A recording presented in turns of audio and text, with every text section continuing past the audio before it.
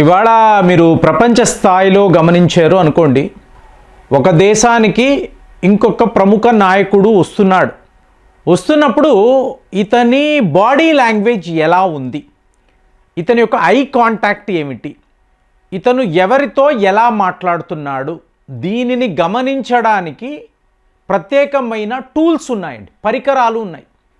అంటే ఇది మీరు ఆర్టిఫిషియల్ ఇంటెలిజెన్స్ అనొచ్చు, అలాగే కంప్యూటర్ విజన్ అంటారు, మిషన్ లెర్నింగ్ అంటారు. అంటే ఏంటి? Artificial intelligence, computer vision, machine learning, ఈ మూడు విషయాలు. సో నిన్న రిపబ్లిక్ డే అయ్యింది కదండి, అయినప్పుడు మన రా agents, research and analysis wing, వీళ్ళ దగ్గర ఈ ప్రత్యేకమైన పరికరాలు ఉన్నాయి. అంటే మీరు అమెరికా వెళ్ళారు అనుకోండి, సిఐఏ వాళ్ళు ఈ పనులు చేస్తారు. అలాగే ప్రపంచ స్థాయిలో మోజాద్ వాళ్ళు కూడా ఇలాంటి పరికరాలు. ఇప్పుడు మన రా ఏజెంట్స్, అంటే మనము కూడా ఒక అడ్వాన్స్డ్ కంట్రీని చెప్పడానికి ఇదంతా మాట్లాడుతున్నాం. ఇప్పుడు ఎగ్జాంపుల్ ఏంటండి అంటే, పుతిన్ గారు మొన్న డిసెంబర్ 2025 వచ్చారు కదా, కారు వచ్చి ఆగిందంటే ఆయన కాన్వాయ్ ఆగింది. కారు దిగిన వెంటనే మీరు చూశారనుకోండి, అక్కడ ఒక గార్డ్ నిలబడి ఉన్నారు. ముందు ఆయనకి వెళ్ళి షేక్ హ్యాండ్ ఇచ్చాడు. చూడండి, వ్లాదిమిర్ పుతిన్ మీకు ఆ సెక్యూరిటీ గార్డ్కి షేక్ హ్యాండ్ ఇచ్చి, తరువాత మీ రాష్ట్రపతి, తరువాత మీ ప్రధానమంత్రి వద్దకు వెళ్ళి ఈయన షేక్ హ్యాండ్ ఇచ్చారు. అంటే పుతిన్ యొక్క బాడీ లాంగ్వేజ్ని మీరు గమనించండి. ఒక రక్షకుడికి ఆయన ఇచ్చే విలువ. సో ప్రపంచ స్థాయిలో ఇదే మాట్లాడతారు. ఇప్పుడు మీకు అజిత్ దోవెల్ మీకు మాస్కో వెళ్ళారు అనుకోండి, ఒక నేషనల్ సెక్యూరిటీ అడ్వైజర్ కోసం ఒక విడి ఏర్పాటు ఉంటుందండి. మీకు అందరినీ పంపించేసి ఈయన కూర్చుంటాడు. ఏమిటిది? ఎవరు చేయరు. ప్రపంచంలో ఏ ఒక నాయకుడు ఇది చెయ్యడు. మీకు వ్లాదిమిర్ పుతిన్, మీకు జైశంకర్తో అలాగే, అజిత్ దోవెల్తో అలాగే. సో ఇది ఆయన యొక్క బాడీ లాంగ్వేజ్, ఆయన ఇస్తున్న సూచనలు, ఆయన యొక్క ఐ కాంటాక్ట్. సో దీన్నంతా గమనించాలి. ఇప్పుడు యూరోప్ యూనియన్కి సంబంధించిన ఇద్దరు అతి ముఖ్యమైన నాయకులు, మీకు ఊర్జులా మేడం అలాగే యాంటోనియో కోస్టా. సో వీళ్ళిద్దరూ భారత్కి వచ్చారు.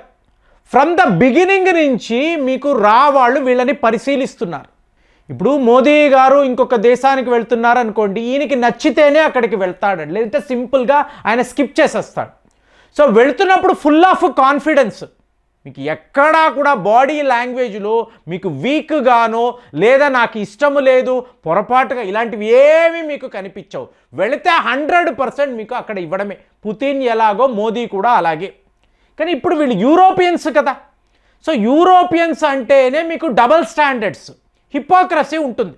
బయట ఒకటి మాట్లాడుతూ ఉంటారు, లోపల ఇంకోలా ఆలోచిస్తూ ఉంటారు. ఇది యూరోపియన్స్కే సంబంధించిన ఒక క్యారెక్టరిస్టిక్ ట్రైట్స్ అది. అలాంటిది ఇప్పుడు వీళ్ళు వచ్చారు కదా, వచ్చి వీళ్ళు హోటల్ రూమ్కి వెళ్ళారు.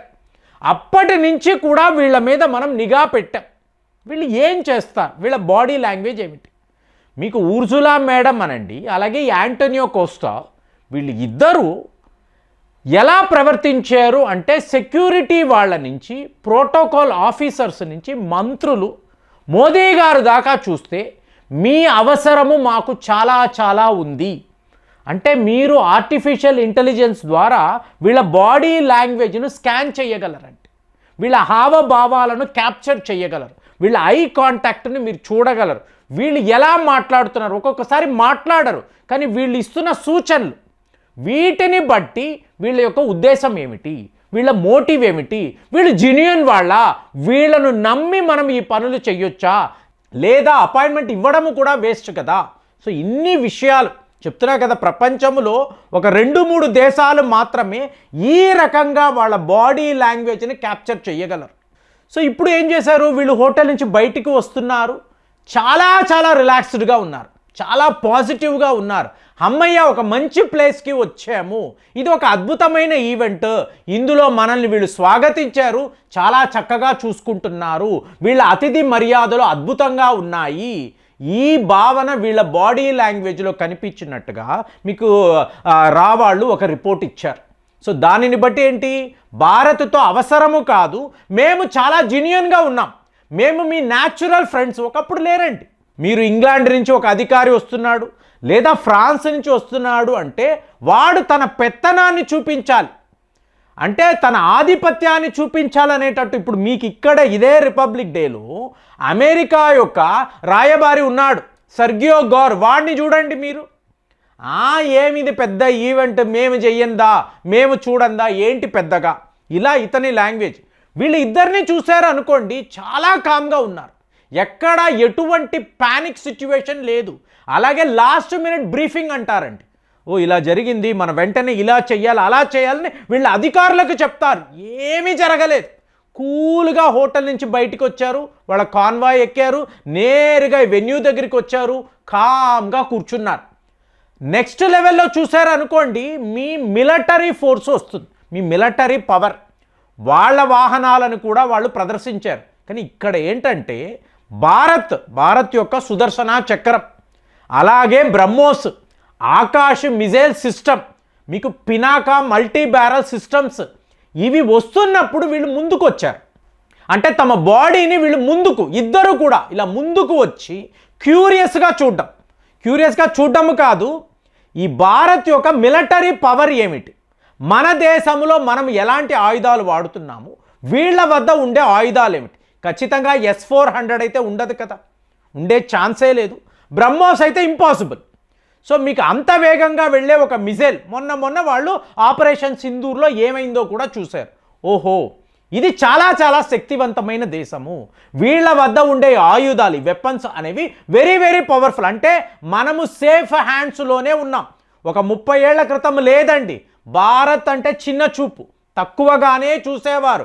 మనము ఎంత సుపీరియర్గా ఉన్నాము, సుపీరియర్ రేస్, అద్భుతమైన ఆయుధాలు, వీళ్ళ వద్ద ఏముంది అలా కదా చూసేవాళ్ళు. ఇవాళ అలా లేదండి, బాడీ లాంగ్వేజ్, ఐ కాంటాక్ట్లో తెలిసిపోతుంది. సో వీళ్ళు ఒక శక్తివంతమైన దేశంతో మనం ఒప్పందాలు పెట్టుకుంటున్నాము. రేపు మనల్ని రెస్క్యూ చెయ్యాలి అంటే, రష్యా ముందుకు రావాలి అంటే, ఈ మోదీ అనబడే నాయకుడు మనకు చాలా చాలా ఇంపార్టెంట్. అమెరికా వాడి బుద్ధిని చూపించాడు, మన భూములనే కబ్జా చేయాలనుకుంటున్నాడు, అడిగితే శాంక్షన్స్ అంటున్నాడు, టారిఫ్ అంటున్నాడు, బెదిరిస్తున్నాడు. కాబట్టి ఇవాళ మనము ఒక సరైన పద్ధతిలో సరైన పాలన చెయ్యాలి అంటే మనకు మళ్ళీ రష్యాతో స్నేహము కావాలి. ఎందుకు? ఎనర్జీ సెక్టార్ ఓపెన్ అప్ అయిపోతుంది, చవక ధరకే మీకు ఆయిల్స్, గ్యాస్ దొరుకుతుంది. ఇదంతా జరగాలంటే భారత్ లాంటి దేశముతో ఒక మంచి ఫ్రెండ్షిప్ కావాలి.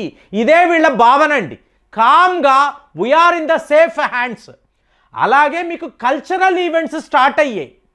సో ఇది ఓల్డెస్ట్ సివిలైజేషన్ అంటున్నారు కదా, ప్రపంచంలో వీళ్ళే ఏన్షియంట్ సివిలైజేషన్. ఇలాంటి ఒక నాగరికతకు సంబంధించిన ఈ నృత్యాలు, ఈ వేషాధరణ, ఇదంతా చూసినప్పుడు ఇది ఒక అద్భుతం. ఈ దేశము చాలా చాలా బాగుంటుంది. సో వీళ్ళతో మనకి లాంగ్ టర్మ్ రిలేషన్షిప్ ఉన్నప్పుడు ఒక మంచి సివిలైజేషన్తో మనకు ఒక స్నేహము ఉంది. ఇదంతా ఏంటి? యూరోప్ యూనియన్తో భారత్ ఇలాంటి ఒక ట్రేడ్ ఒప్పందాన్ని పెట్టుకుంటే ఇది లాంగ్ టర్మ్ దాకా ఉంటుంది, టెంపరీగా కాదు. ఇప్పుడు అమెరికా వాడు ఇది మాట్లాడి అది మాట్లాడి సంతకాలు పెట్టడం లేదు. మనము 10 రోజుల పాటు అక్కడ నెగోసియేషన్స్ చేసాం, ఏ ఫలితము లేదు. అంటే ఏంటి? వాళ్ళదంతా దొంగ బుద్ధి. ఇది ఎలా చెప్పాలంటే, డొనాల్డ్ ట్రంప్ వస్తున్నాడు అనుకోండి, ఇతను ఒక డ్రామా ఆర్టిస్ట్. అతని యొక్క ప్రతి నవ్వు, ప్రతి మాట ఒక నటన చేయడమే, ఒక నటుడులాగే ఉంటాడు. ఇప్పుడు పాకిస్తాన్ యొక్క ప్రధానమంత్రి వచ్చాడండి రిపబ్లిక్ డేకి. ఏంటి? లోపల ద్వేషము, ఎక్కడ లేని ఈర్ష, ఇదే మీకు కనిపిస్తుంది. అతని ఫేస్లో అదే కనిపిస్తుంది.